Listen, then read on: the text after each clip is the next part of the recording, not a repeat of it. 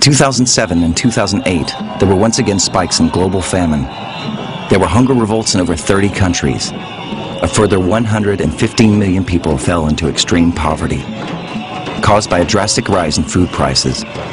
Between 2006 and 2008, the Food and Agriculture Organization's Food Price Index registered a price increase of 71% for the most essential foodstuffs. This increase was as high as 126% for rice and grain. Afterwards, the prices fell, only to rise once again. By the beginning of 2011, they had attained heights already seen in 2008. The hardest hit by these price hikes are people in developing and emerging countries. While average households in industrialized countries spend about 10 to 20% on food, spending reaches 60 to 80% in households of less developed lands. As a result, price adjustments have a devastating effect in these regions. In line with these statistics, a price increase of 71% in basic foodstuffs would lead to approximately 10% in additional expenses in industrialized households. In contrast, a developing household would be saddled with nearly 50% in additional expenses. The following reasons are frequently cited for the food price hikes in 2007 and 2008. Rise in demand, the decline of the dollar, agricultural neglect, restriction on exports in key producer countries, production of biofuels, high oil and fertilizer prices, and bad harvests. The current price rise could initially be explained by harvest losses over the past few months in Russia, Australia, and other producer countries. But the extreme price peaks cannot be explained by the factors listed above alone. Many observers cite a further factor: ever stronger speculation on commodities markets. Foodstuffs are not only bought and sold directly, but are also subject to forward buying, a process in which future harvests are traded. A farmer who is not sure how much his harvest will be worth can protect himself on the futures market from price fluctuations. In the simplest form, the farmer can contractually stipulate a certain price with a miller as well as the future delivery date. These agreements to purchase or sell a commodity for delivery in the future are called futures on stock exchanges and are otherwise referred to as forwards. To make it easier for the farmer and miller to trade on the futures market, intermediaries act as hedgers. They contact the farmer, for example, and offer to take over his losses if the price of grain drops below a certain margin. However, if it rises significantly, they can pocket the profits.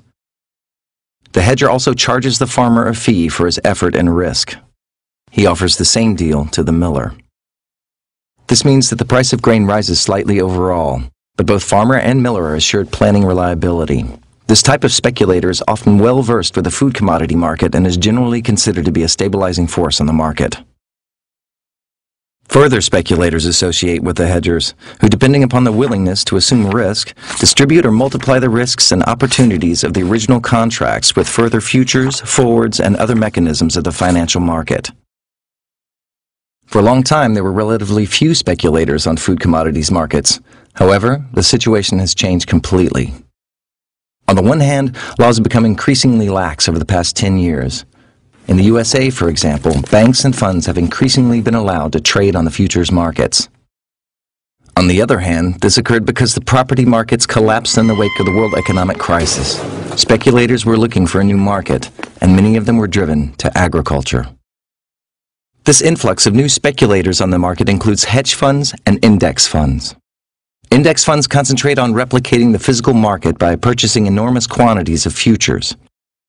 However, it is generally accepted that they drive prices upward because they mainly buy futures, which gamble on rising prices. The widely discussed hedge funds proceed differently. They speculate through various means on the financial market and employ diverse strategies, which allow them to reap profits even when the market falls. This new kind of futures speculation is now playing an increasing role in Europe, particularly on the London and Paris stock exchanges. However, it is certainly most developed in the USA. Here, the proportion of producers, consumers, and dealers involved in future contracts decreased from 39% in the year 2000 to 15% by the beginning of 2008. The ratio of U.S. wheat futures to physical U.S. wheat production has changed outright. In 2002, the number of futures was 11 times larger. By 2004, 16 times. And in 2007, 30 times. The influx of speculators means that even more contracts are signed that have nothing to do with the conditions of the real economy. Some speculators are starting to manipulate the markets in order to generate profit.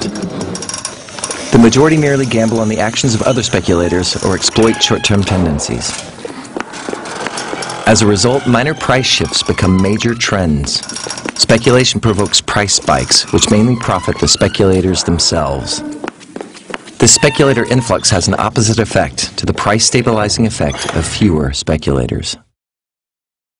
Through rising speculation with future contracts, food commodities become less of a utility value and more of a financial investment. This is known as financialization.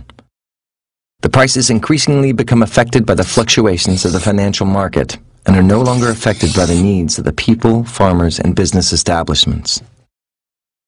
Following negative experiences with the liberalization of markets, the U.S. has already begun to regulate its markets more strongly.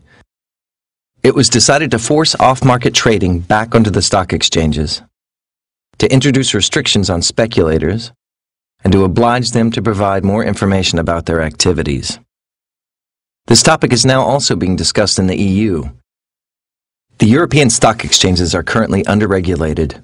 Ever stronger financial speculation threatens to create further bubbles. For this reason, we need stricter laws, stronger trading regulations for speculators through price and position limits, and greater transparency.